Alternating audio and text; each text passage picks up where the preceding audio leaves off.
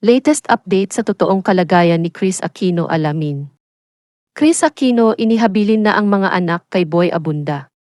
Kasabay ng pagdiriwang ng ika-53 kaarawan ng Queen of All Media ay ang pagbabahagi niya ng kasalukuyang kalagayan kaugnay sa pakikipaglaban sa kanyang malubhang karamdaman.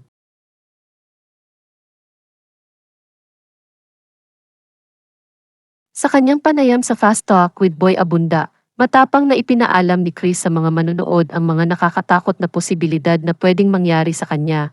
Anumang oras ang dumating isa na dito ay ang biglaang pagtigil sa pagtibok ng kanyang puso o mas kilala sa tawag na cardiac arrest.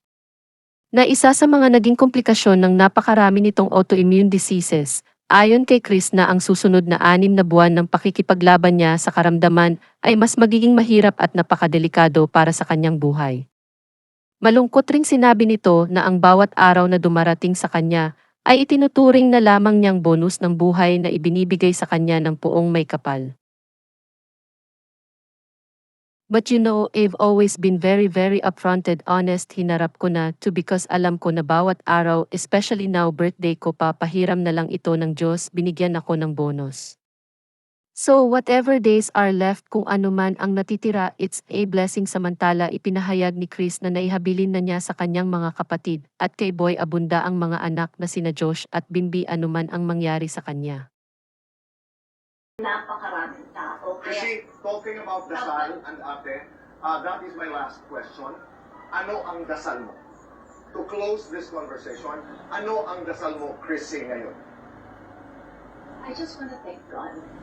Gusto ko magpasalamat because people I do not know, people that have never met me, yung mga hindi ko kakilala, everywhere po. Kanina kasi may nag-deliver ng pagkain dito. I was asleep pero may dala sila ng mga prayer booklet.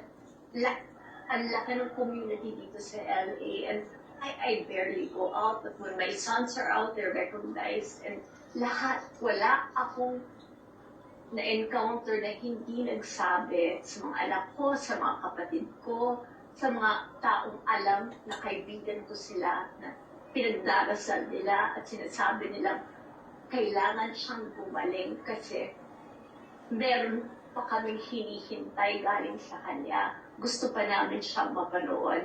I cannot promise you that.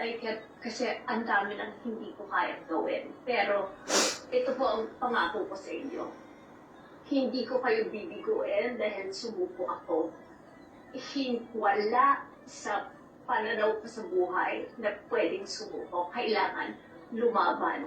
Hindi ko ipapahiya ang sarili ko sa inyo dahil binigyan niyo ako ng pinakamagandang regalo. Yung pagmamahal ninyo at pagsuporta ninyo at yung pagdarasal ninyo. Kasi wala naman akong nagawa para sa inyo.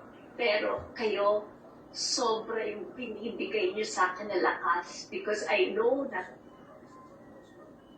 you're praying for me and that's the biggest gift anyone can give.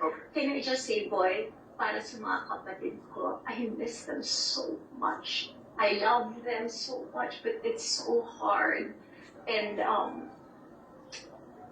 to all my friends also who are there, sa lahat ng mga gumawa ng Quran just last week, nandito si Ding Dong Abansado, yung aking inaanak, na nag-spend talaga ng 4 na oras para makipagkwentuhan sa akin.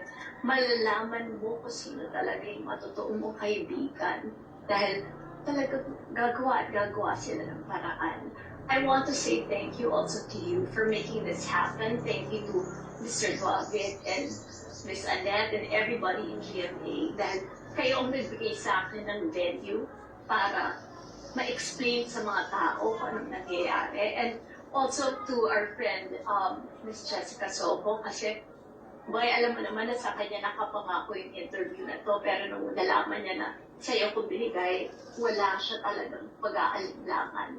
Dahil alam niya na you are like a brother to me. Maraming salamat, Chrissy. May I just say also, thank you very much. Congratulations sa bago mong kontrata.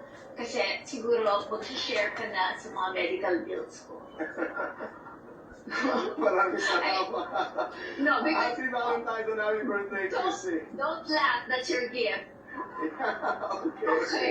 Yeah, I saw the contract signing. Kaya parang kita, sa'yo na ako mamongomisyon. Okay. Kasi nangako ako, Biel just messaged me. Would you believe my sister Biel said, I hope may nag-ayos sa'yo. I hope base kang okay dahil ayoko na kaawaan ka ng mga tao at ayoko matakot sila na ililibig ka na.